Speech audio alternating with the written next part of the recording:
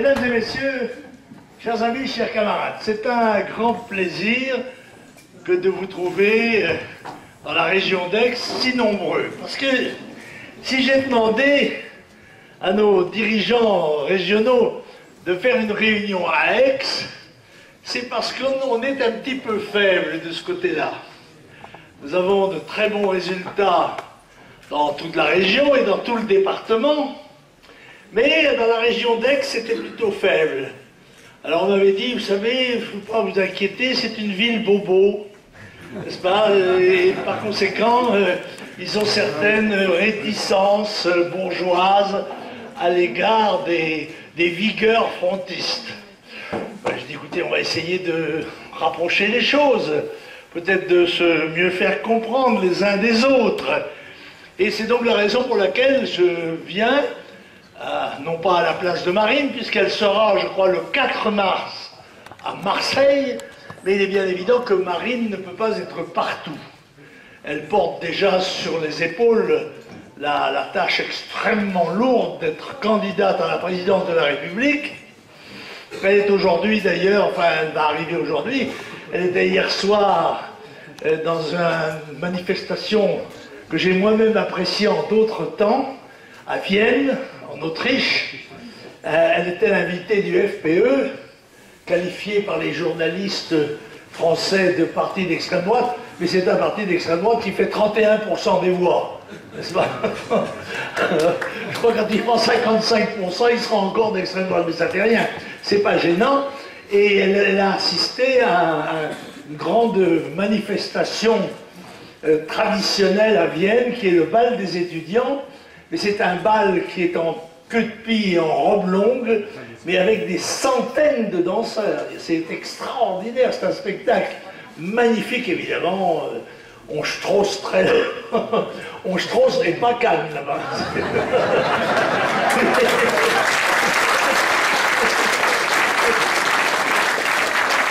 Marine ne connaissait pas cette manifestation sublime. J'avais assisté avec Jeannie il y a 2 ans, je crois, ou 3 ans. Admirable, et elle a connu ça. C'est la Vienne du 19e siècle, telle qu'on peut la voir dans Sissi, qu'on la voit au cinéma. C'est admirable, extraordinaire. Bon, bref, elle sera donc à Paris ce soir, et elle continuera sa campagne. Alors elle viendra à Marseille, je pense que c'est au Palais des Sports, mais je ne sais pas encore, il paraît qu'il y en a 2. Bon, moi, où est le temps où j'avais fait ma réunion au stade de l'OM, n'est-ce pas? Mais je crois que ça sera encore très bien cette fois-ci. Et je pense que Marine, d'une part, aux élections présidentielles, va surprendre. Ce sera la surprise du chef. Mais aux élections législatives qui vont suivre, nous allons agrémenter la surprise. Vous savez que nous sommes dans une région où il y a 36 députés UMP sur 40. On va peut-être inverser la proportion. Et si j'étais Nicolas Sarkozy, je serais aussi malin que le fut Mitterrand, qui, dans une circonstance comparable, prévoyant la déroute des socialistes aux élections législatives, avait changé le mode de scrutin et établi la proportionnelle. Il avait dit d'ailleurs, je vais instiller une petite dose de proportionnelle. Puis il a fait la proportionnelle intégrale. Sans cela, d'ailleurs, son groupe parlementaire aurait été balayé aux élections, car c'est le propre des élections à 2 tours majoritaires, c'est que quand vous perdez la majorité, tout le monde balaye. Et j'en ai vu un certain nombre, dans un certain nombre de circonstances comme celle-là. Je me souviens par exemple, c'est très loin, vous n'étiez pas nés pour la plupart d'entre vous, 1947, le général de Gaulle remporte un triomphe aux élections municipales. 4 ans plus tard, aux élections législatives en 1951, encore un beau succès, mais c'est déjà la scission, qu'on appelait la scission Barachin, d'où naîtra en quelque sorte ce qu'on appelait l'UDF après. Hein. En 1956, c'est-à-dire 5 ans plus tard, le général de Gaulle pèse 3% dans les sondages. Tous les députés gaullistes sont battus, à l'exception d'une dizaine d'entre eux sauvés par le système des apparentements. En d'autres temps, j'ai vu aussi en 62, après la chute, la perte de l'Algérie française, le groupe CNI auquel j'appartenais a vu 100 députés battus. Nous avons tous été battus pratiquement, sauf les giscardiens qui s'étaient rattachés à De Gaulle. Avec Giscard, ils étaient une dizaine. Tous les autres ont été battus. Des phénomènes comme Frédéric Dupont et Bernard Lafay, qui étaient des gens qui étaient élus avec 10 000 voix d'avance dans leur circonscription, ont été battus avec 10 000 voix de retard. C'est dire que quand ça souffle fort, quand le peuple se rebiffe ou vote d'une certaine manière, ben ça va faire du bruit. Alors un certain nombre de députés UMP qui ici se versent d'illusions. Je pense qu'il y en a un qui a dit à Carpentras, mais je suis très content de voir une candidate, du Front National contre moi, on va voir ce qu'on va voir. Et bien on va voir que vous allez être foutu à la porte, mon brave homme. Voilà, c'est évident. Bon. Et il y avait une bonne raison à cela. C'est que les Français, avertis pourtant par nous depuis longtemps, restèrent relativement frêles dans leurs opinions. Encore que, les nationaux que nous sommes avons toujours eu quand même des millions de voix. Des millions de voix et pas d'élus. Parce que nous sommes dans un système électoral qui se prétend démocratique et dans lequel des millions d'électeurs n'ont pas un seul représentant au Parlement français. Vous direz que le Parlement français n'a plus beaucoup d'importance. Il n'y a plus que les députés qui y croient à son importance, puisque je rappelle que les députés français ne votent que 20% des lois.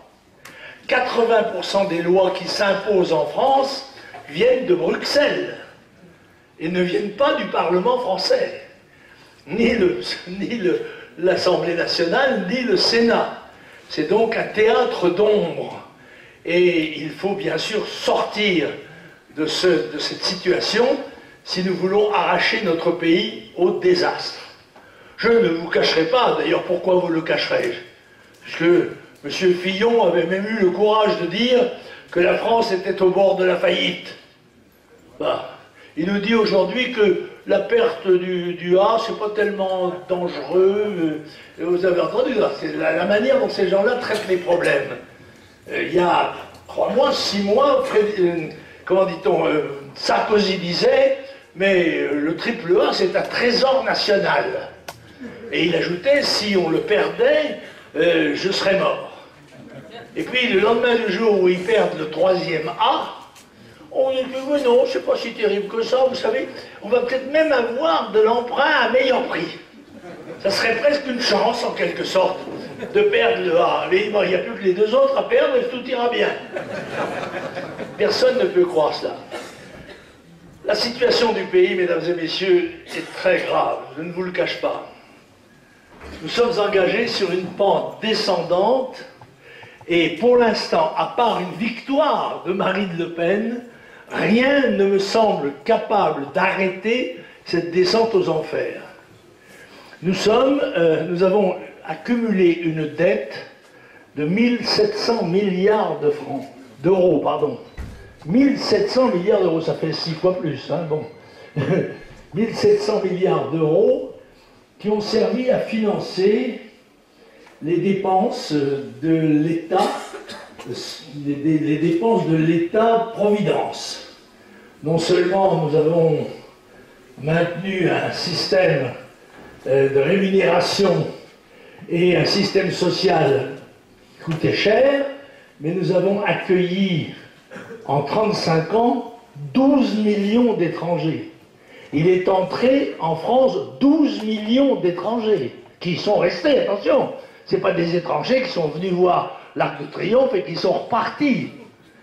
3 millions d'origine européenne, dont l'intégration et l'assimilation se font relativement facilement, à part peut-être les Roms roumains qui sont, semble-t-il, assez inassimilables. Vous savez, ceux qui disent, nous on est comme les oiseaux, on vole naturellement. Mais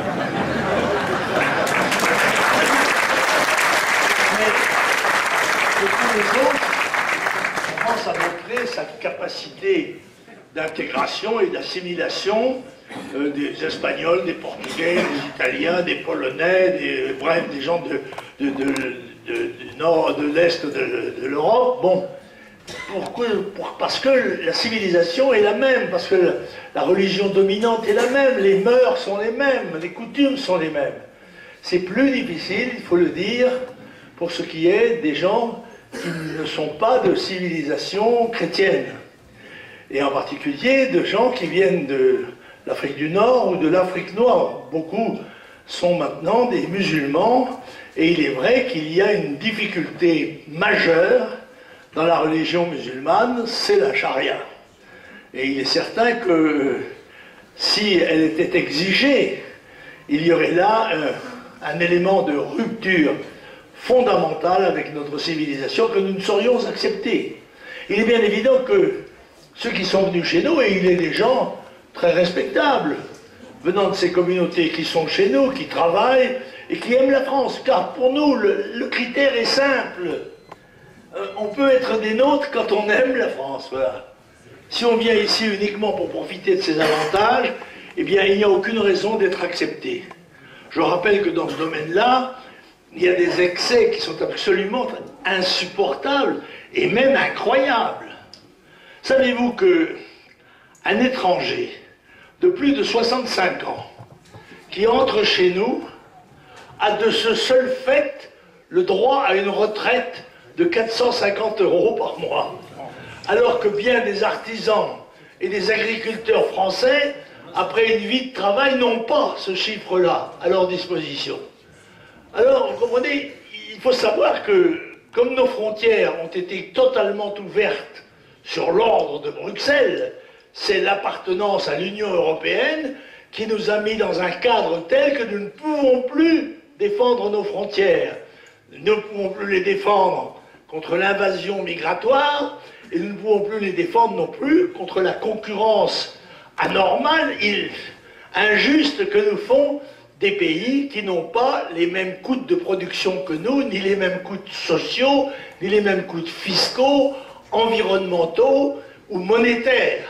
C'est par exemple le cas des Chinois. Bon, mais ils ne sont pas les seuls.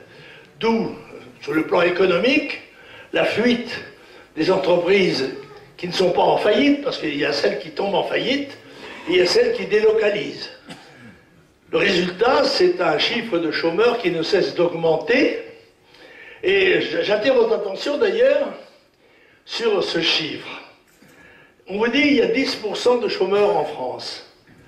Ce n'est pas exact. Il y a 10% de chômeurs par rapport à la population active. Mais dans cette population active, il y a 6 millions de fonctionnaires qui ne peuvent pas être chômeurs. Donc si on ramène le nombre de chômeurs au nombre de chômables, ceux qui peuvent devenir chômeurs, c'est 20%. Et s'agissant des jeunes, c'est donc 30, voire 40% dans certains cas. Autrement dit, le pays s'affaiblit et s'appauvrit et glisse sur une pente qui va le conduire, tôt ou tard, à la servitude. D'autant que le courant migratoire n'a pas cessé, il continue, il n'a jamais été freiné, il a été au contraire accéléré. Chaque année, il entre dans notre pays 200 000 étrangers à titre légal, sans parler des illégaux, parce que ceux-là, on ne peut pas les compter. Et c'est extrêmement facile de venir ici de manière illégale. Il suffit de venir comme touriste et de ne pas repartir. C'est tout. Alors pour aller visiter les gens et les interroger, à ce moment-là, on vous dit que vous faites des contrôles au faciès. Bon. Or, ce qui est en train de se passer, mesdames et messieurs, dans le monde, va aggraver ce danger-là. Contrairement à ce que l'on peut croire, le nombre des immigrés dans notre pays n'est pas stabilisé. Il est en augmentation constante. Sa proportion est de plus en plus grande, d'autant qu'ils font beaucoup plus d'enfants que nous. Et à partir de ce moment-là, il n'est pas difficile de comprendre qu'à un moment donné, ils seront plus nombreux que nous. Et il serait vain de penser que la reconnaissance qu'ils nous doivent suffira à les rendre plus calmes. D'autant que, je vous le disais tout à l'heure, dans le monde connaît une perspective de misère et de pauvreté qui est liée à deux faits géopolitiques. Le premier, c'est l'explosion démographique du tiers-monde. Le monde est passé en un siècle et demi de 1 à 7 milliards d'habitants, en augmentation constante. Et dans le même temps, la courbe de production des biens de consommation, elle, n'a pas suivi la même pente. Autrement dit, la différence qu'il y a entre les besoins de ces milliards d'hommes et de femmes et la capacité qu'on a de satisfaire ces besoins, il y a un fossé qui se creuse et qui se traduit par un appauvrissement des pays évidemment les plus vulnérables.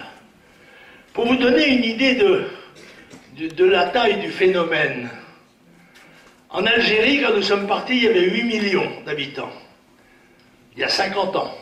Ils sont 38 millions aujourd'hui. 38 millions, 19 ans de moyenne d'âge, alors que nous, c'est 47 ans de moyenne d'âge. Ils ont donc une capacité à doubler dans les 25 ans qui viennent.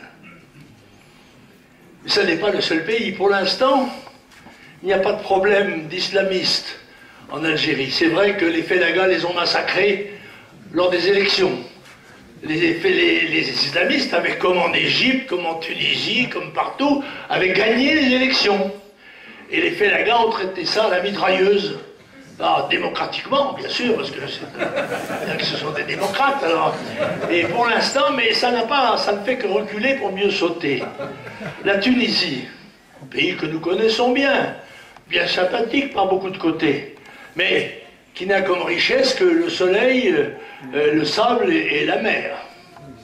Et les touristes, quand il y en a. Ben, il n'y en a plus de touristes, voilà, c'est comme ça. En tous les cas, il y en a beaucoup moins. Ça veut dire que les manifestations démocratiques ne vont pas mettre de soupe dans la gamelle. On va continuer à s'appauvrir et par conséquent, les éléments du désordre sont en quelque sorte présents et à venir. Or, nous avons été heureux de voir ces mouvements, pas nous, mais l'État français, aussi bien d'ailleurs M. Sarkozy que M. Hollande, que beaucoup d'autres, sont félicités de voir l'élan vers la démocratie. Et ils n'ont pas aspiré à la démocratie, ce sont des émeutes de la faim. Et comme la victoire électorale des islamistes va se traduire par l'installation, peu ou prou, de la charia, je sais bien qu'on se rassure ici en disant que c'est l'islamisme modéré. Mais comme disait Jeannette Bougrabe, qui est la fille d'un harki et qui est ministre de la jeunesse, il n'y a pas d'islam modéré. Ça n'existe pas. Voilà. Il y a l'islam ou pas l'islam. Quand il y a l'islam, eh bien, il n'est pas naturellement modéré, pour ne pas dire le contraire. Bon. Eh bien, qu'est-ce qui va se produire? Tous les gens qui, en Tunisie, avaient pris l'habitude de vivre un peu à l'européenne, ils vont partir. Et ils vont venir ici, ils vont nous dire, mais c'est vous qui avez souhaité que ça se passe comme ça. Nous venons dans le pays des droits de l'homme, nous, tout naturellement. La Libye, alors là c'est encore pire. Nous sommes intervenus militairement pour aider les islamistes les plus extrémistes à prendre le pouvoir. Les aviateurs français se sont vantés d'avoir fait 10 000 sorties. Ça a dû nous coûter cher, d'ailleurs, on nous présentera la facture plus tard. Le résultat de ça, c'est que les gens qui ont pris le pouvoir, la première chose qu'ils ont dit, nous allons installer la charia. Premier discours. Bon.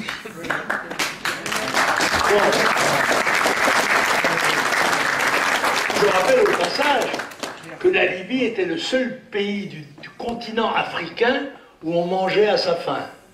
Le seul. Voilà. Bon.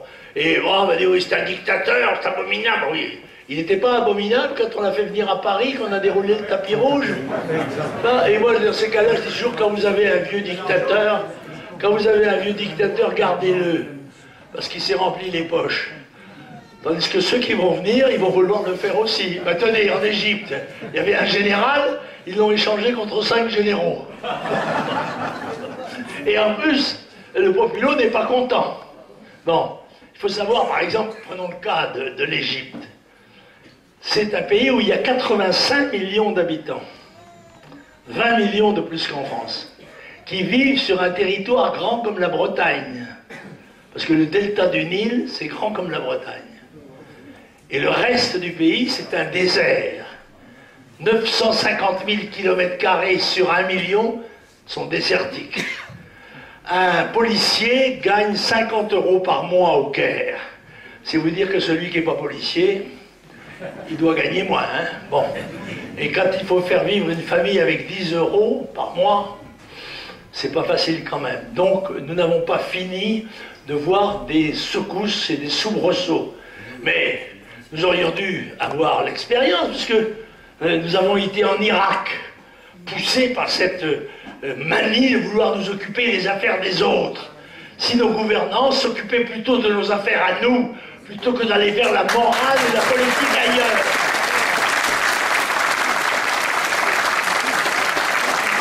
Nous avons été en Irak.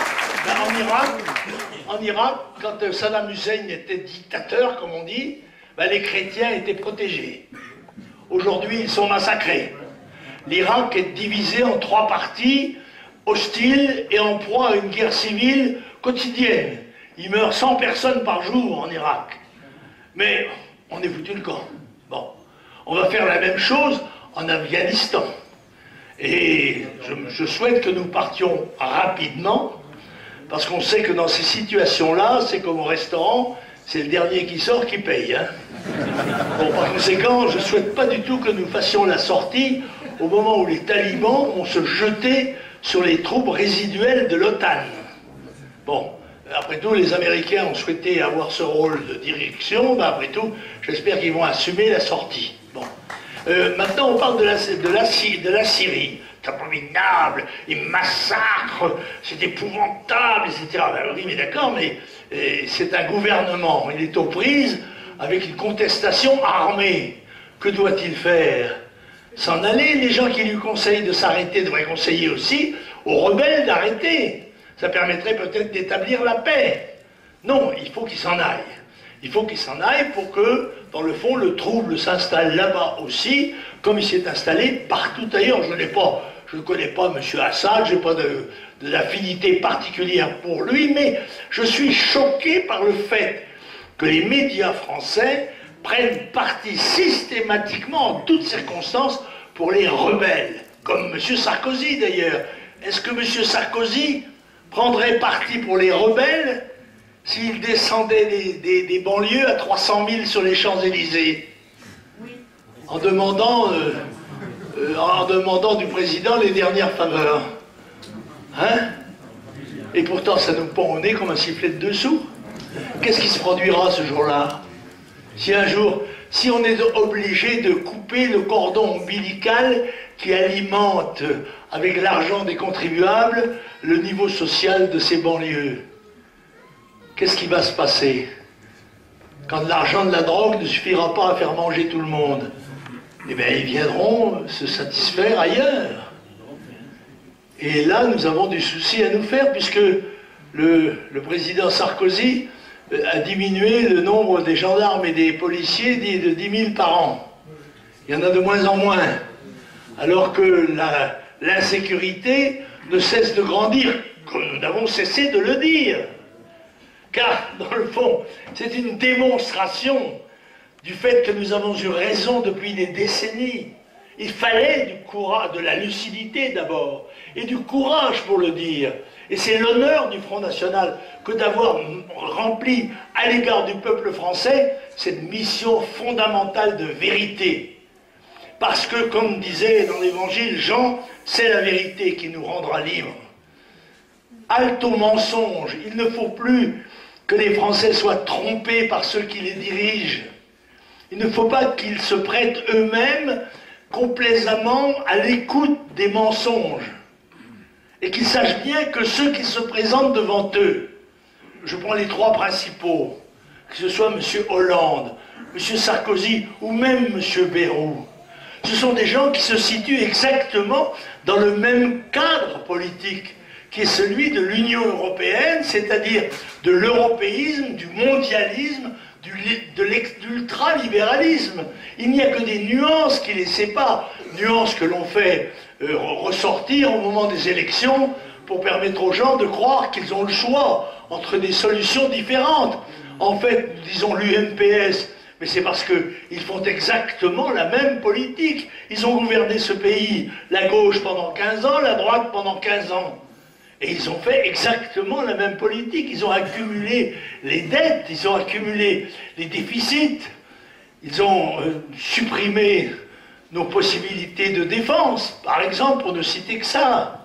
L'école est dans un état absolument pitoyable. L'élément de promotion sociale que constituait l'école il y a encore 30 ou 40 ans s'est affadi, affaibli. Et ça n'est plus maintenant une chance. Au contraire, c'est une charge. Et bien sûr, personne n'a jamais le courage de prendre des décisions qui s'imposent. Je crois d'ailleurs que pour les imposer, il faudra avoir recours au référendum. Il faudra, quand un gouvernement devra prendre une réforme très importante, il faudra la soumettre au peuple français et la réaliser avec l'appui de la majorité du peuple français. Puisqu'aussi bien, c'est exactement l'inverse qui s'est produit chez nous, puisque nous avons voté à 54% contre le traité européen, et ensuite M. Sarkozy l'a fait passer devant les députés et les sénateurs, et nous a imposé une décision qui était contraire à la volonté du peuple. S'agit-il là d'un système démocratique? S'agit-il d'un système démocratique quand une candidate qui a 20% d'intention de vote dans les sondages n'arrive pas à avoir le nombre de signatures suffisantes pour se présenter? En soulignant tout de même que, à ce stade-là, l'élection présidentielle française n'est pas démocratique. L'une des conditions fondamentales de la démocratie pour une élection, c'est justement le vote secret. Or, ce vote qui se déroule en deux parties, indissociable, parce que si vous n'avez pas les signatures, vous ne pouvez pas être candidat. Eh bien, une partie est secrète, c'est celle du vote des électeurs, et une partie est publique, c'est celle des parrainages des maires. Or, les maires ne veulent plus parrainer, ils font la grève. Pourquoi? C'est parce qu'ils ne sont pas libres. Et en particulier depuis les phénomènes de rassemblement des communes, n'est-ce pas? Eh bien, ils sont sous la coupe des grandes villes. Les petits maires qui étaient ceux généralement qui avaient une certaine liberté de décision, ben maintenant n'ont plus la possibilité de le faire. Ils sont dans une communauté de communes dont ils sont les esclaves et plus les maîtres. Et d'autre part, ils ont besoin de subventions pour leur chemin vicinal, pour ceci ou cela. Eh bien, le conseil général leur fait les gros yeux, ou le conseil régional. Par conséquent, c'était une absurdité que de rendre publiques les signatures des maires, et tout le monde a reconnu au cours des années que c'était absurde, qu'il fallait changer ce système. Mais personne ne le change jamais. Et pour cause, puisque c'est un élément de pouvoir des grandes formations, qui elles n'ont aucune difficulté pour avoir leur signature, il suffit d'appuyer, ils ont assez de sénateurs, de députés, de conseillers généraux déjà, pour en avoir 500. Bon, ils n'ont même pas besoin des maires, mais ça leur permet de favoriser ceux qui leur plaisent, ou au contraire, d'empêcher ceux qui leur déplaisent. Alors, moi je crois que Marine a fait passer le message, mais je crois qu'il se bat de lui-même.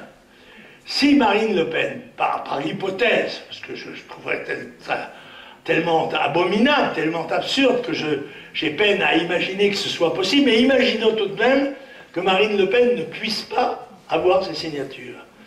C'est déjà, il y a une certitude, c'est la défaite de Sarkozy. Sarkozy est forcément battu, parce que la colère des électeurs, la colère légitime des électeurs du Front National se retournera forcément contre lui. Alors va-t-il le comprendre? Je ne sais pas. Mais ça, c'est une certitude. Quand on pronostique, on va jouer aussi un peu au jeu des pronostics. Personnellement, moi je crois que Marine Le Pen est mieux placée encore que ne le signalent les sondages. Pour une raison qui est connue, c'est qu'encore même aujourd'hui, un certain nombre de gens qui votent pour Marine ne souhaitent pas que ça se sache. Surtout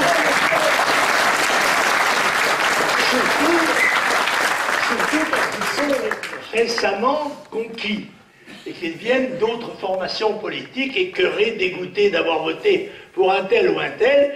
Ils ont une certaine pudeur à dire qu'ils ont changé d'opinion.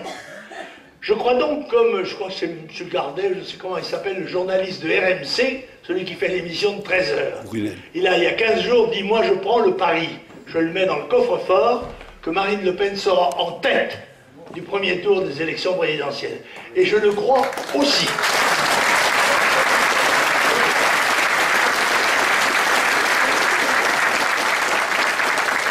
Mais je ne suis pas sûr que les deux grands candidats passe la barre des 20%.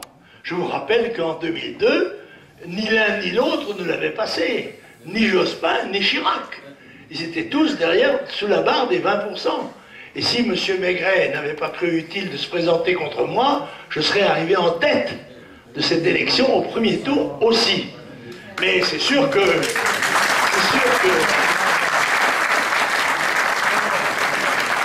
le front RPRO socialo-communiste qui s'était fait pour soutenir M. Chirac, il y avait là cela de bonnes raisons, hein. On n'oubliait pas que M. Chirac avait été militant communiste dans sa jeunesse, et bien, et qui d'ailleurs il a dit, j'ai voté pour Hollande, il a dit.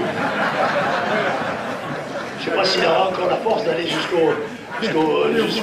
l'urne, mais enfin, et le chien retourne toujours à son vomissement, c'est bien connu. Bon. Et par conséquent, tout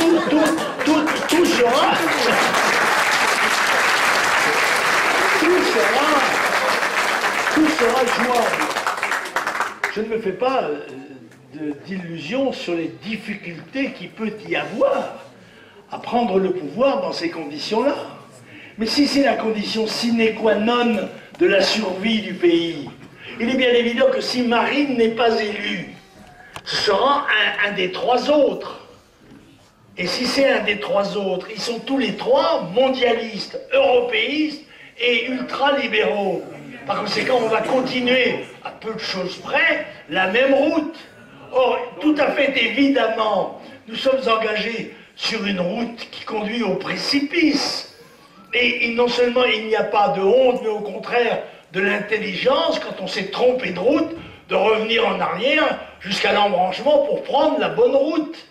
Car enfin, il y a quelque chose de fabuleux, c'est que l'Europe nous a été vendue il y a un certain nombre d'années comme le gage de la paix, de la prospérité, de la croissance, etc. Or, les pays de l'Europe occidentale sont ceux où la croissance est la plus faible du monde. Il y a quand même une relation de cause à effet. Nous sommes là, les pays industriels de l'Europe sont les derniers, à part l'Allemagne et encore avec une dette considérable. Vous savez, moi je ne fais pas trop d'illusions sur l'Allemagne.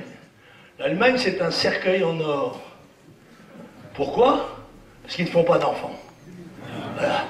Car dans le même temps, je n'ai pas complété mon exposé, dans le même temps où le monde entier explose sous la poussée démographique, une seule région du monde connaît un déficit démographique considérable, c'est l'Europe, y compris la Russie, qui perd 1 million d'habitants par an. La Russie perd 1 million d'habitants par an. Et elle a un voisin qui a les dents longues à côté, hein, et qui compte 1,5 milliard d'habitants. C'est la Chine. Bon.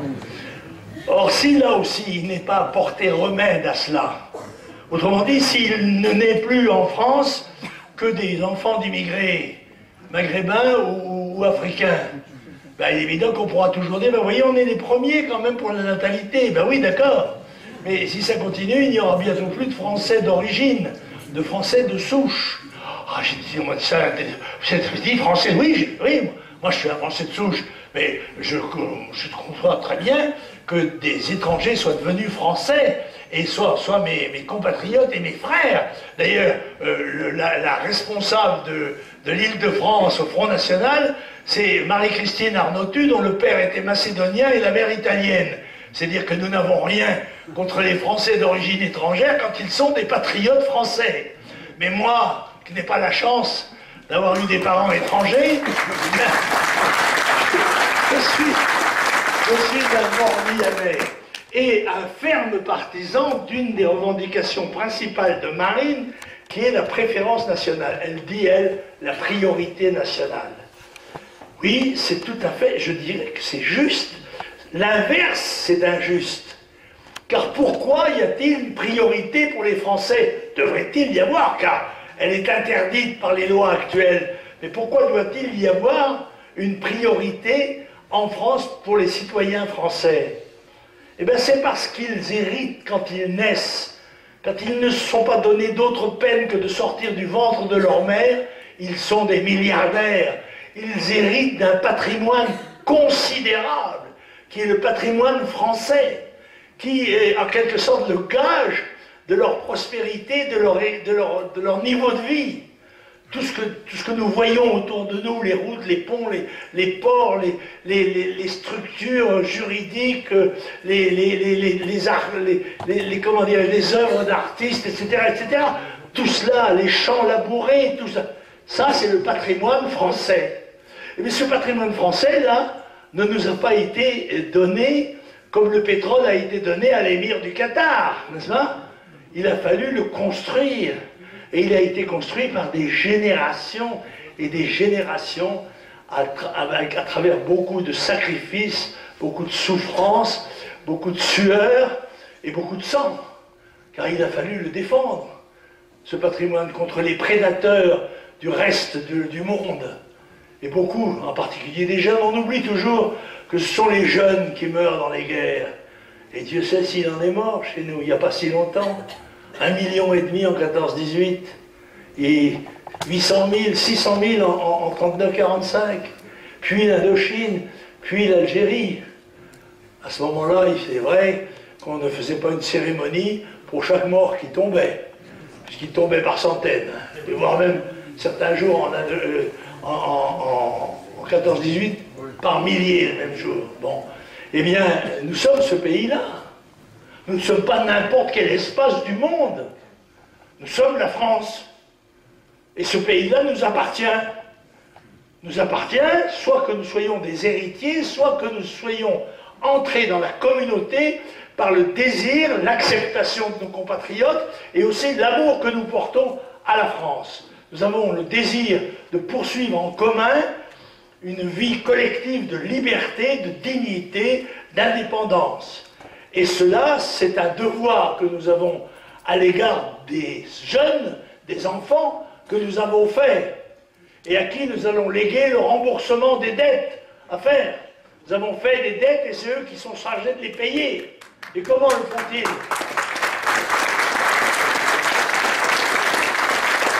C'est pour ça que Marie n'est pas seulement le défenseur des aspirations économique, sociale, culturelle de notre pays. Marine est porteuse aussi d'un combat pour les valeurs. Parce que l'homme ne vit pas seulement de pain et de vin. Il y a aussi des valeurs pour lesquelles nous engageons notre travail, notre combat, notre vie même. Ces valeurs sont celles qui ont fondé une civilisation dont je n'ai pas honte de dire qu'elle est chrétienne.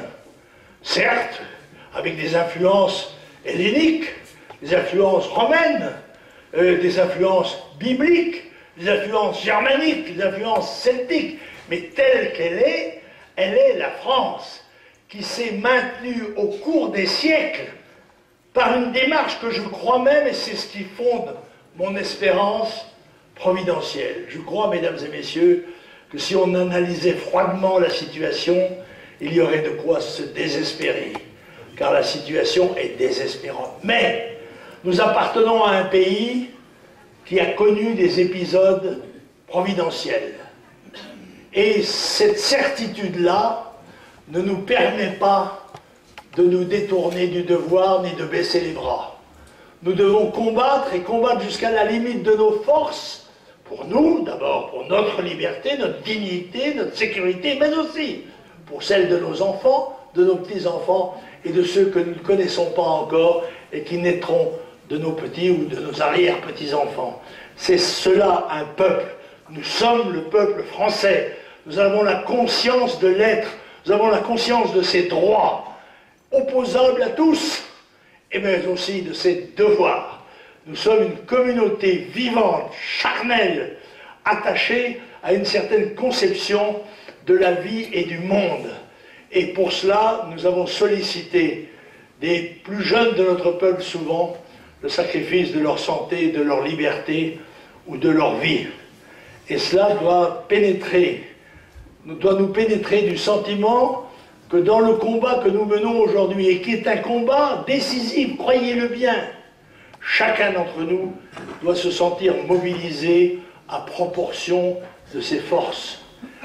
Ceux qui peuvent téléphoner à la vieille tante, au cousin issu de Germain qui est maire de Trifouilly-les-Oies, qui peuvent éventuellement prêter de l'argent, puisque je dois vous le dire, nous avons 3 difficultés principales dans la campagne.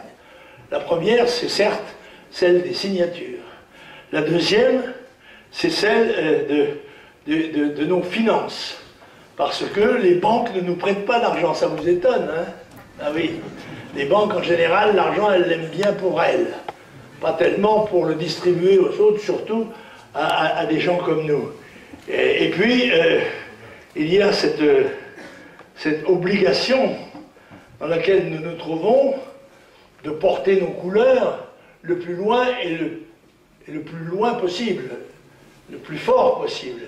Car il y a 2 ordres d'élection. Il y a une élection présidentielle qui évidemment est décisive, qui peut conduire à la victoire totale, mais qui n'importe comment marquera un élan décisif dans le redressement de la France. Et puis il y a l'élection législative qui suivra. Alors, moi j'ai la conviction que nous allons pouvoir élire beaucoup de députés. Je pense qu'il y aura un phénomène de rejet des députés de l'UMPS, des députés sortants, rendus naturellement responsables, car je l'ai souvent dit, j'ai dit tout au long de mes discours, vous ne devez pas en vouloir aux immigrés de la situation actuelle, ce ne sont pas eux qui sont les responsables. Les responsables, ce sont les politiciens français de droite et de gauche, et vous leur payez pour vous défendre.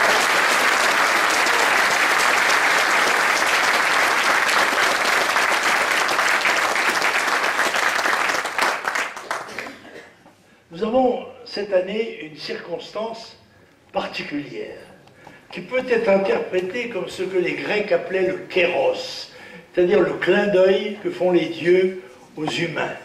C'est la coïncidence de l'élection présidentielle avec le 600e anniversaire de Jeanne d'Arc. Car notre grand homme, à nous, c'est une femme. C'est Jeanne d'Arc qui a eu un destin absolument extraordinaire, réalisant une vie en 2 ans, général victorieux à 17 ans et martyr sur le bûcher de Rouen à 19 ans. Son exemple montre la capacité qu'a le ciel de montrer à la France qu'elle a une mission particulière. Certes, nous avons le droit et le devoir de défendre notre propre chance individuelle, mais nous appartenons aussi à une grande mission, à une grande entreprise. Si la France a survécu pendant 1500 ans jusqu'à aujourd'hui, il doit y avoir autre chose que la simple chance ou la simple volonté des hommes. Et c'est parce que nous avons la foi dans ces influences spirituelles que ne déniait même pas François Mitterrand. Lui-même reconnaissait qu'elle jouait un rôle dans l'histoire de notre peuple. Eh bien, c'est imbu de ces sentiments, convaincu que nous avons réuni les éléments qui peuvent permettre le redressement de la France, qui demandera, c'est vrai, beaucoup d'efforts, beaucoup de lucidité, beaucoup de courage, beaucoup de cohésion, il faudra serrer les rangs, serrer les coudes, faire de gros efforts dans un monde qui a été, hélas, habitué à l'oisiveté. Et ça, c'est le crime de l'éducation nationale. Le crime de l'éducation nationale, globalement, ça n'englobe pas tous les maîtres, bien sûr, dont certains se désolent, mais quelquefois même jusqu'au suicide de la situation de leur instrument de travail. Mais c'est vrai que ce sont nos maîtres qui ont appris à nos jeunes qu'on pouvait vivre en blue jean et en savate avec un Marcel, et que dans le fond, on pouvait très bien jouir de la vie sans travailler trop. Et nous avons entendu cela, nos enfants ont entendu cela, ils ont entendu répéter. On leur a montré tout au long des écrans la civilisation des loisirs, la civilisation du bonheur obligatoire. Eh bien, le bonheur, ça se mérite. Vous savez, notre situation, celle de chacun d'entre nous, si vous voulez bien regarder un peu derrière vous, vous savez ce qu'elle a coûté à vos parents, vous savez ce qu'elle a coûté à vos grands-parents, de sacrifices, de privations. Mon grand-père et ma grand-mère Le Pen ne savaient ni lire ni écrire. Mon grand-père avait commencé comme berger de vaches à l'âge de 6 ans, parce que son père était mort et que les 14 frères et sœurs, elles ne pouvaient pas être nourries par la maman, il n'y avait pas de sécurité sociale. Eh bien, mon père est parti à l'âge de 13 ans, comme mousse sur un 3 mois capornier. Et puis, moi, j'ai eu la chance, grâce à ça, grâce à eux, de faire des études. J'ai eu une petite maison qu'ils m'ont léguée. Je ne suis pas né sans rien. Ce sont les efforts des miens qui ont fait cela. Des gens très modestes, mais en même temps très courageux, intelligents, volontaires, patriotes, qui se sont battus dans toutes les guerres. Chaque fois qu'ils ont été mobilisés pour le faire, ils l'ont fait. Eh bien, nous sommes les fils et les filles de cette France-là. Et nous devons avoir une infinie reconnaissance pour ceux qui nous ont précédés. La grand-mère Le Pen, on ne sortait jamais un billet de banque. On vivait sur la monnaie. On mettait de côté. Et quand il n'y avait pas de monnaie, ben on ne mangeait pas. Voilà. C'était des caractères, il faut dire la vérité. Pas forcément bon pour la tranquillité conjugale, mais un jour, on m'a raconté, le grand-père était arrivé comme ça de la mer, ils avaient déchiré leur chalut, et dit, ah bah tu sais, on n'a pas eu de chance, on a perdu le chalut, etc. Mais tu n'as pas fait à manger? Ceux qui ne gagnent pas ne mangent pas, dit la grand-mère, qui faisait 1,50 m de haut. Ah, c'est pas possible, on va manger. Non, j'ai dit que ceux qui ne gagnent pas ne mangent pas. Ah, c'était comme ça, mes enfants. Dire qu'il est revenu après avec un coup de pernod dans le nez et faire un peu de baroufle, ça c'est vrai aussi. Mais confidence comme ça entre amis, ils se sont fâchés. Ils se sont fâchés. Et ils ont vécu 25 ans, porte à porte, à 1 mètre l'un de l'autre, sans jamais plus se parler jusqu'à la mort. C'est vous dire que certains caractères ont de quoi tenir, ont de qui tenir.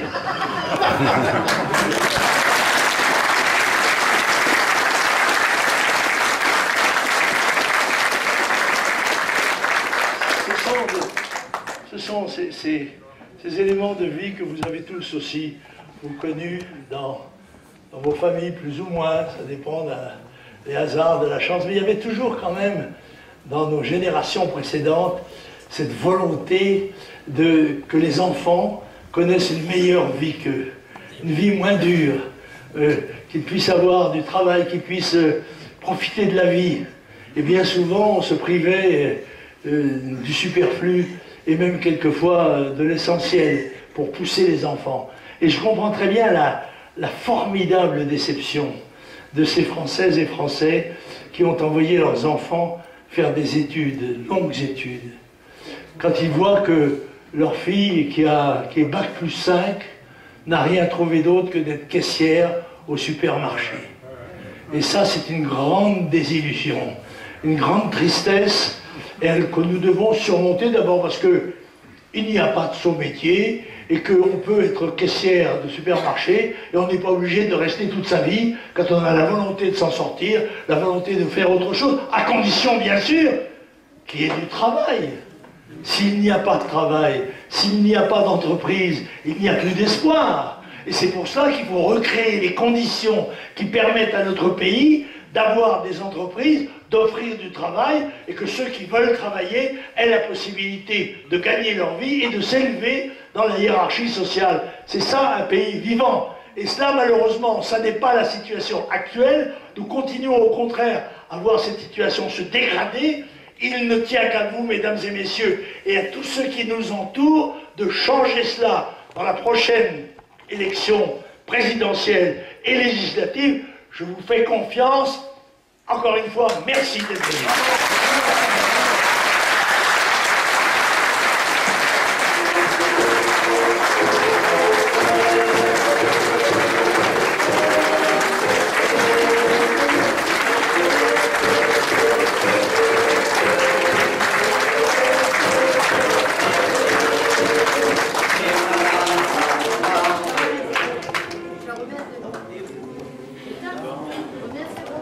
C'est moi d'habitude qui la chante, merci. Bon, on va la chanter nous-mêmes, comme on disait autrefois pendant la guerre, au son de la gueule, voilà. Allons enfants de la patrie, le jour de gloire est arrivé. Contre nous de la tyrannie, l'étendard sanglant est levé, l'étendard sanglant est levé. Entendez-vous dans nos campagnes mugir ces féroces soldats qui viennent jusque dans nos bras, égorger nos fils et nos compagnes. Aux armes, citoyens, formez vos bataillons, marchons, marchons, un sang impur, aveugle nos sillons. Vive Paris, vive le Français, vive la France!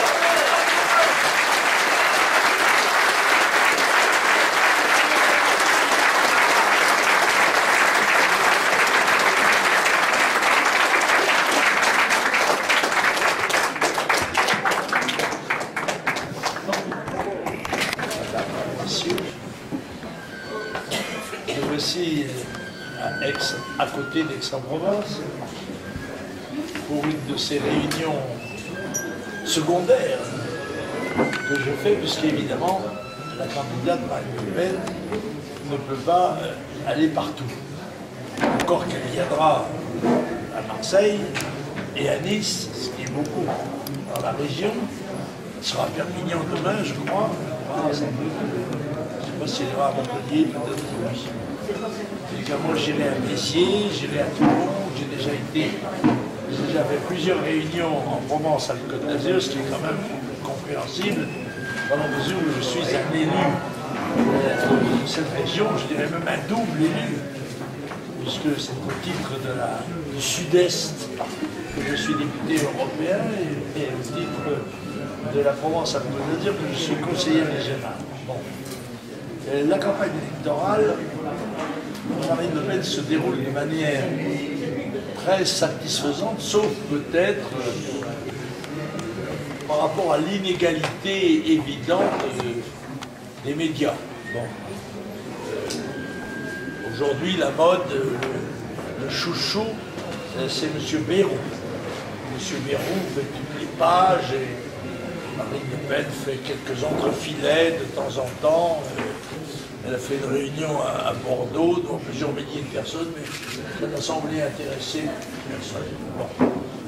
Nous avons l'habitude de ça, et nous savons que dans la phase finale de la campagne, il y aura une réelle égalité des chances. C'est-à-dire que j'espère qu'il y aura aussi des débats, et qu'on pourra confronter d'autres candidats que les éternels candidats de l'UMPS. Défendant pratiquement un programme identique, sont obligés de définir quelques couleurs différentes, de façon à ce que l'opinion ait l'impression qu'il y ait un choix. entre la gauche et la droite, alors qu'en fait, tous ces candidats défendent le même monde, que ce soit Hollande, que ce soit Sarkozy ou un autre. Ça n'est pas sûr que ce soit Sarkozy qui défend les couleurs de l'UMP ou Bayrou. Tous ces gens-là sont mondialistes, sont européistes, sont libéraux. Par conséquent, le monde qu'ils ont choisi comme cadre de la vie des Français est à peu près identique. Et les réformes qu'ils peuvent présenter ne sont que des légères amodiations de ce qu'ils ont fait. Or, nous posons-nous aux Français la question suivante et nous leur demandons de se la poser. Comment ces gens-là pourraient-ils faire demain ce qu'ils n'ont ni su ni voulu faire pendant 30 ans qu'ils ont été au pouvoir? Puisqu'aussi bien ils se sont partagés les 30 dernières années que l'on a pu appeler les 30 piteuses, et qu'ils ont géré les uns et les autres l'aggravation continue de tous les phénomènes économiques et sociaux de notre pays. Ils ont tous contribué à aggraver la dette, qui atteint aujourd'hui un chiffre faramineux, 1700 milliards, en augmentation grosso modo de 100 milliards par an, n'est-ce pas? Puisque c'était grosso modo le déficit budgétaire habituel. Bien sûr, pendant la campagne électorale, on va présenter un autre budget, quitte d'ailleurs au lendemain des élections à devoir évidemment faire une correction budgétaire sévère. Et le déficit de la sécurité sociale, 30 milliards, le déficit de la balance commerciale, 75 milliards, etc. Et le service de la dette, qui coûte pratiquement 50 milliards par an, et constitue le premier poste budgétaire. Voilà. Voilà la situation de la France. Elle est dramatique. Or, il est évident que sans réforme de structure, on ne peut que continuer dans cette voie-là. Les délocalisations, l'immigration massive, le chômage naissent de l'appartenance à l'Union européenne qui nous a contraints à ne pas avoir de frontières, nous livrant ainsi à la concurrence sauvage de tous les autres pays du monde, et surtout des pays qui n'ont pas les mêmes coûts de production que nous, ni les mêmes coûts sociaux. Les salaires sont quelquefois 50 € par mois ou 60 € par mois dans certains pays. Les salaires comment dirais-je, médicaux, il n'y a pas de sécurité sociale dans ces pays, il n'y a pas de congés payés, et il est évident qu'il ne nous est pas possible de lutter contre des gens qui, de surcroît, comme les Chinois, font un dumping monétaire. C'est quand tous les pays du monde, eux, se protègent. Les seuls pays qui ne se protègent pas dans le monde à l'instigation de l'Union européenne, ce sont les pays de l'Union européenne. Or, je vous rappelle que l'Union européenne nous avait été vendue pour une augmentation de la prospérité, de l'emploi, de la croissance. Or, extraordinairement, quand on va au résultat, comme on disait, au pas de tir, eh bien, l'Union européenne, c'est l'endroit du monde où la croissance est la plus faible. Alors, de là, quand même, à établir une relation de cause à effet, si ces pays hautement industrialisés qui étaient nos pays européens sont aujourd'hui les pays où la croissance est la plus faible, c'est donc par une raison, parce qu'ils appartiennent à un cadre qui est limitatif, qui est contraignant. Ce cadre, c'est l'Union européenne. Voilà. Alors toute solution, toute proposition électorale qui ne tiendra pas compte de ce fait et qui ne proposera pas une modification de la monnaie, de l'euro et de la structure de l'Union européenne passera à côté de la solution et aura une fois de plus trompé les électeurs.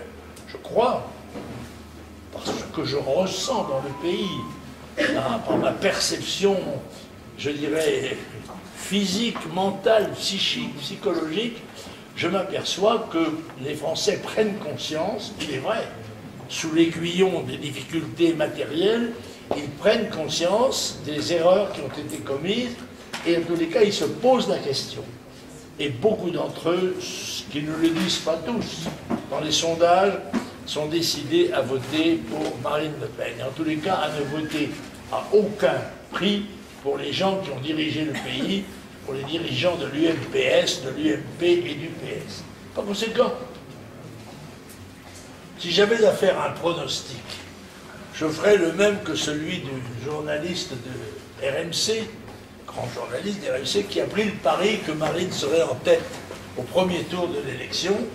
Moi, j'y ajoute qu'il n'est pas certain que les deux grands candidats, avec un G entre guillemets, soient au-dessus de la barre de 20%. Ceci s'est déjà produit, n'est-ce pas? Le grand Jacques Chirac, il avait fait 19 et quelques. Il serait très possible que ceux qui aujourd'hui caracolent en tête des sondages, portés, il faut bien le dire, par une certaine complaisance des grands médias qui appartiennent quand même tous à des pontes du CAC 40, il faut le savoir. Bon, on dit bien oui, il y a une liberté de la plume, d'accord, une liberté de la plume un petit peu encadrée quand même. On peut dire beaucoup de choses, mais on ne peut pas tout dire. Voilà, et ne pas tout dire longtemps. Donc, je sais ce qu'il en est.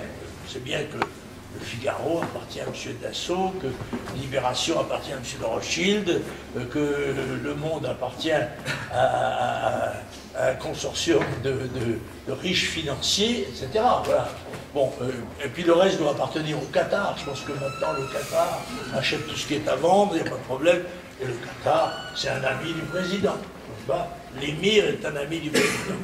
Par conséquent, on ne peut pas s'attendre de ce côté-là encore qu'il y ait une amélioration, il faut bien le dire. Il y a une réaction des journalistes qui voudraient quand même établir un certain équilibre, disons, qu'il y a une certaine conscience professionnelle et que ça irrite de voir un traitement tellement disproportionné, en particulier en regard de ce qui est accordé dans les sondages comme pronostic. Bon, je note que M. Bayrou, qui est largement derrière Marine Le Pen dans les sondages, eh bien, est présenté généralement devant elle, dans les études, dans les photos, dans la gamme des photos, etc. Bon, bref. Quoi qu'il en soit, il va bien falloir mener une autre politique que celle-là. Si on ne mène pas une autre politique, nous allons nous enfoncer dans le désastre. Tous les jours, il y a des fermetures d'entreprises. Tous les jours, des deux choses l'une, ou elles délocalisent, ou elles ferment, définitivement. Bon. L'exemple de Le Jabi est un exemple emblématique. Voilà une entreprise française qui faisait du Made in France. À noter au passage que le nationalisme social et économique, il paraît que c'est Marine l'a copié sur Mélenchon. Mais moi, il y a 40 ans que je défends ça dans le programme du Front National.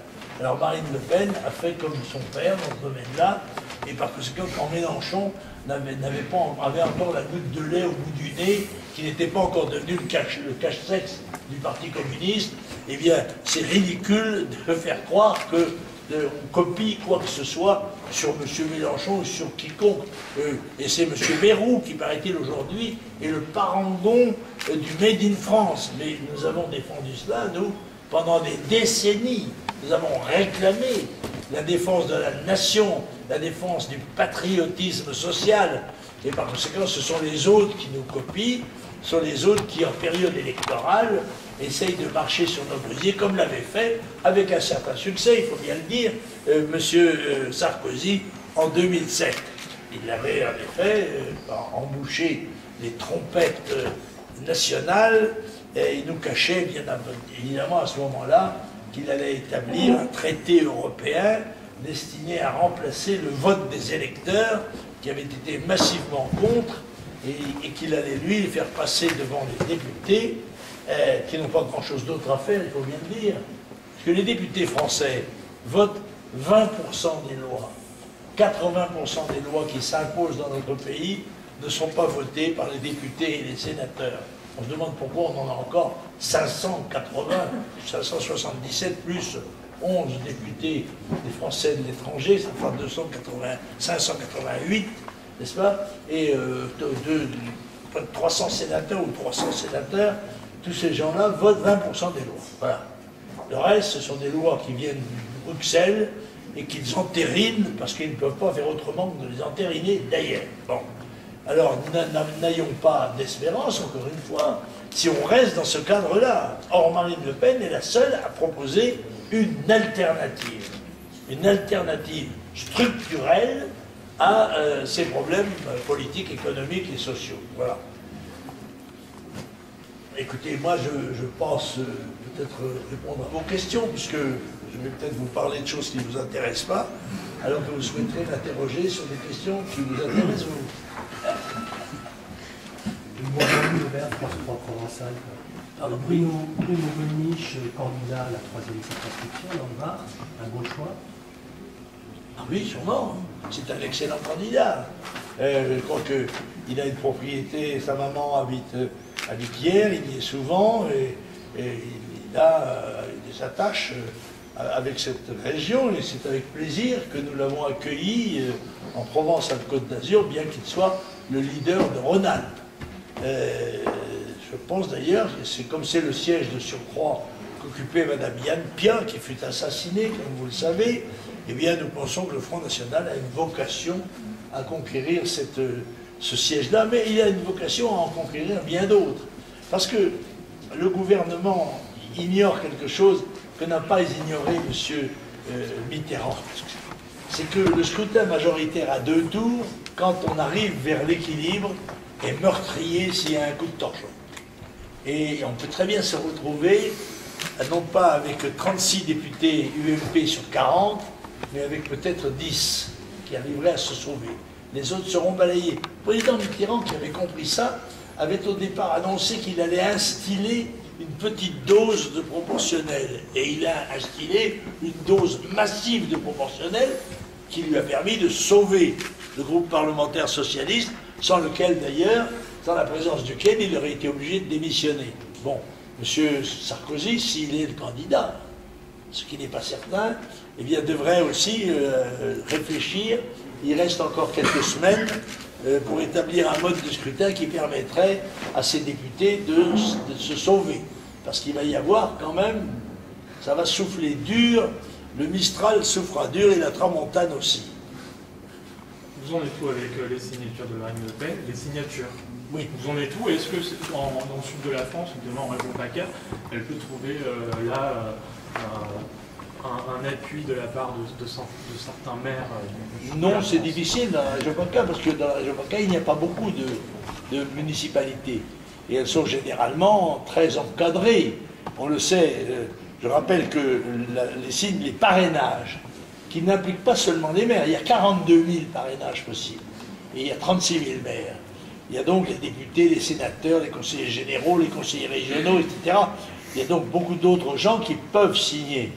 Or, nous assistons depuis plusieurs années à une réduction du nombre des gens qui acceptent de donner leur parrainage. Pourquoi? Parce que ce parrainage, qui était défini comme une simple formalité administrative, a évolué dans l'esprit des gens de telle sorte qu'il est réputé aujourd'hui être un soutien politique, alors il ne l'est pas d'après la loi. Mais en politique n'existe que ce qui paraît exister. Alors les maires ont peur de se faire critiquer s'ils donnent leur signature, surtout à quelqu'un qui n'est pas de leur famille politique, ce qui serait en quelque sorte la règle, puisque cette démarche a été établie pour empêcher qu'il y ait des candidats fantaisistes, des rigolos qui se présentent et qui fassent dépenser l'argent de la République inutilement. On ne peut pas dire que Marine Le Pen soit une candidate fantaisiste. Quand on fait 20% dans les sondages, on n'est pas fantaisiste. Bon. Or, de surcroît, il y a un événement qui s'est produit, ce sont les regroupements de communes, n'est-ce pas, les communautés de communes qui regroupent autour d'une grande ville toutes les petites communes de la circonscription. Et évidemment, les petits maires se trouvent dans ce cas-là sous la tutelle des grandes municipalités et obligé à une certaine discrétion. D'autant que dans cette activité, ils n'ont que des coûts à prendre et pas d'avantages. Il n'y a aucun avantage, peut-être même pas une décoration. Par conséquent, on assiste à une espèce de grève des maires qui a évidemment qui aurait des conséquences absolument dramatiques. Sur le plan national, d'abord ça assurerait, si Marine Le Pen ne pouvait pas être candidate, la défaite certaine de M. Sarkozy. Avant même qu'on ait commencé, Sarkozy ou un autre, ou le Juppé s'il était candidat malgré ses 14 mois de prison, ou M. Fillon ou un autre, n'est-ce pas? Mais sur le plan international, ça apparaîtrait comme absolument scandaleux qu'une candidate ne puisse pas se présenter, d'autant que, je le précise, nous avons d'ailleurs fait une démarche dans ce sens à l'égard du Conseil constitutionnel par l'intermédiaire du Conseil d'État. L'élection présidentielle française n'est pas démocratique. Une élection démocratique, c'est une élection qui se déroule au scrutin secret. Or, l'élection présidentielle française se déroule en deux parties. Une partie secrète qui est celle des citoyens et une partie publique qui est celle des parrainages. Mais la partie publique est indispensable, elle est incontournable. Parce que cet ensemble n'est pas conforme et nous avons demandé au Conseil constitutionnel de bien vouloir constater qu'elle n'était pas constitutionnelle. Alors dans ce cas-là, si le Conseil constitutionnel, selon notre démarche, mais il faut dire que ce sont des organismes politiques, n'est-ce pas quand même, il ne faut pas être tout à fait innocent, on ne sait jamais, eh bien, annuler cette disposition de la publicité du nom des parrains, eh bien, il est certain qu'il se trouverait beaucoup de maires ou d'autres gens, ou peut-être même des députés, pour signer pour les candidats. Alors c'est paradoxal, il y a peu de maires issus du FN, peut-être qu'ils sont pro-FN certains, il y a peu de maires qui sont issus de votre parti, du FN, mais paradoxalement, Marine Le Pen fait 20% dans les sondages. Voilà. Ça n'a rien à voir. Ça n'a rien à voir. Le fait d'avoir une implantation municipale, ça n'est pas une élection super municipale. Le président de la République n'est pas un condensé des maires de France. Il est l'élu du peuple, de l'ensemble du corps électoral. Mais d'où la difficulté de trouver aussi. Comment ? D'où la difficulté de trouver des parrainages. Non, il ne devrait pas y avoir de difficulté, puisque si bien c'est une démarche administrative. On devrait pouvoir signer pour n'importe qui, y compris pour des gens qui n'ont pas du tout vos idées politiques. Mais il est bien certain que celui qui vote le maire de droite, qui donne sa signature au NPA, par exemple, eh bien il se le fait reprocher dans son conseil municipal. On dit, mais qu'est-ce que vous avez donné votre signature à M. Poutou, c'est honteux, etc. Donc le gars, il ne donne pas, et il ne donne à personne. Les maires vous disent, écoutez, moi je ne donne à personne.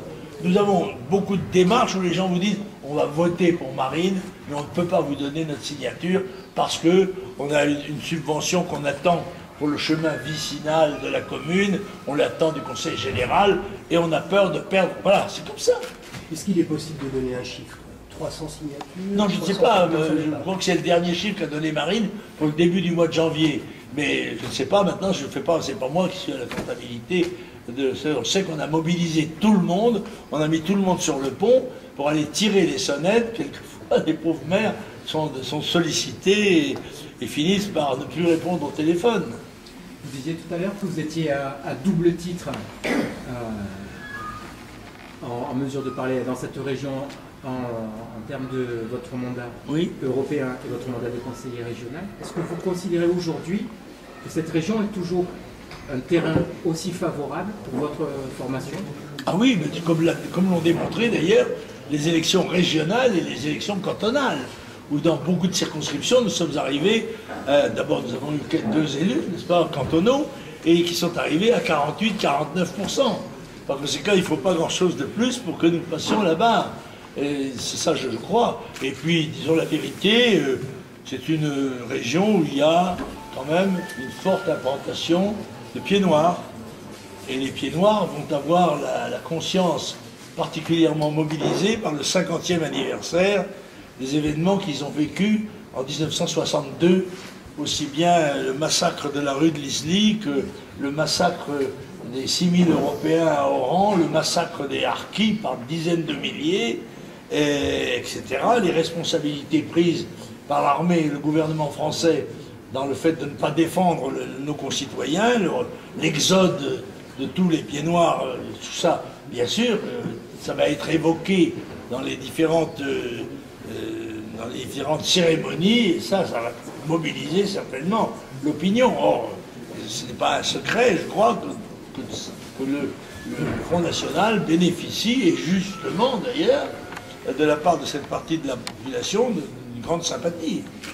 Une question plus personnelle, c'est sans doute la première fois, en tout cas depuis bien longtemps, que vous faites campagne, pas pour vous.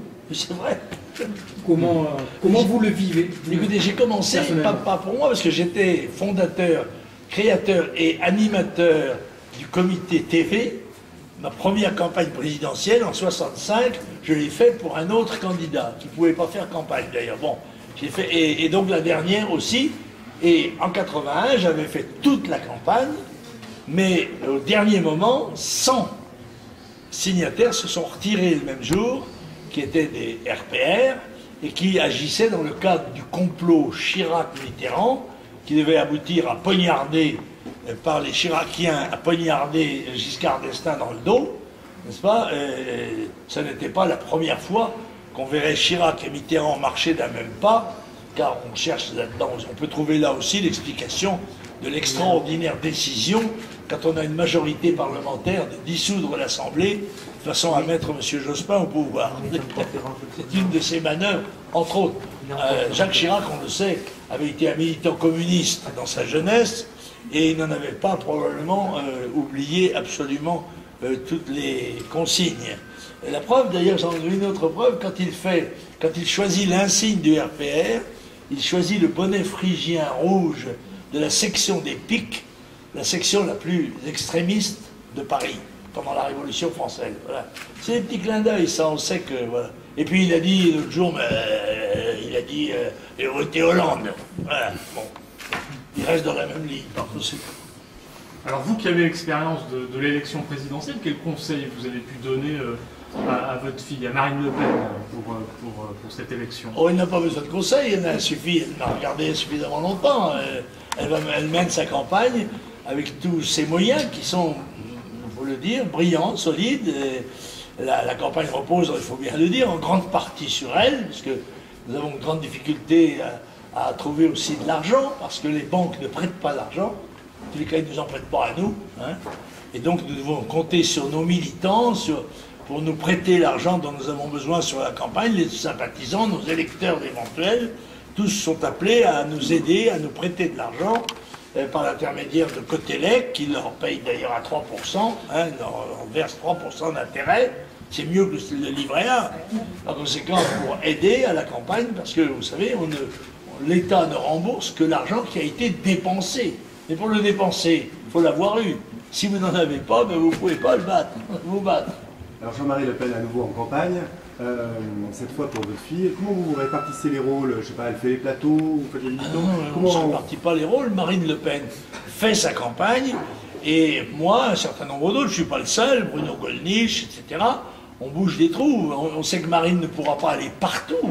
Alors là où nous sommes demandés par les organisations départementales ou même locales, eh bien on en fait des réunions comme celle-ci, ou des déjeuners, débats, c'est même pas débat, c'est déjeuners discours, des dîners discours, mais en hiver c'est plutôt des déjeuners, parce qu'il faut bien le dire aussi, nous sommes dans un pays où en particulier les personnes âgées ont peur de sortir le soir. Hein. Et cette peur n'est pas tout à fait imaginaire. Hein. Vous pensez lui donner un maximum de coups de main? Ah, totalement, je suis totalement engagé, moi, jusqu'au bout de mes forces. Marine Le Pen présente au second tour une hypothèse crédible? Oui, tout à fait, oui. Oui, tout à fait, je la crois. Alors, je la crois présente au second tour. Je crois même, comme je vous l'ai dit, comme ce journaliste de RMC l'a dit publiquement, je crois qu'elle sera en tête du premier tour. Mais il faudra voir à ce moment-là qui sera le second. Or, l'hypothèse que j'ai évoquée il y a déjà longtemps, de l'absence de Nicolas Sarkozy dans la campagne, prend, semble-t-il, un certain corps ces temps-ci à partir de confidences diverses. Et il me semble que, par exemple, le sourire de M. Juppé, un sourire, il faut dire, comme ça, hein, le sourire de M. Juppé laisse peut-être entendre que ce pourrait être le candidat possible. Encore que moi, je trouve que c'est impossible. Avec 14 mois de prison, c'est difficile de se présenter à la présidence de la République. Bon, vous me direz que le président Chirac, lui, il avait été président avec 2 ans de prison, mais il les a eus après, lui. Est-ce que Juppé, il les a eus avant, sans handicap. Fillon, je ne sais pas. Peut-être que c'est le joker, le joker de Sablé. Hein, qui sait? Pour vous, M. Sarkozy est battu? Je pense qu'il a de grandes chances d'être battu, oui. C'est pas jamais joué d'avance, on ne sait pas. Et les événements vont jouer un grand rôle. Mais ce qui s'annonce, les nuées que nous voyons devant nous, et qui sont particulièrement épaisses et obscures, nous laissent craindre que les mois et les semaines qui viennent vont être particulièrement douloureux. Et que les Français n'en sauront pas gré à M. Sarkozy, même s'il se débat, s'il se court, s'il va, s'il s'agite, une espèce de trémulation permanente. Ça, en quelque sorte, ça illustre la description que j'avais faite de lui tout à fait au début. J'avais dit, c'est un écureuil avec un gros pelage, une belle queue, je faisais la publicité, et dans une cage ronde, il court, il croit parcourir un espace infini, et il est toujours au même endroit. C'est ce qu'il fait. En tous les cas, il n'est pas élu d'avance, ça c'est sûr. Mais Hollande non plus. Je vous signale, rappelez-vous, Jospin et Chirac. Ben, ils étaient tous les deux au-dessous de 20%.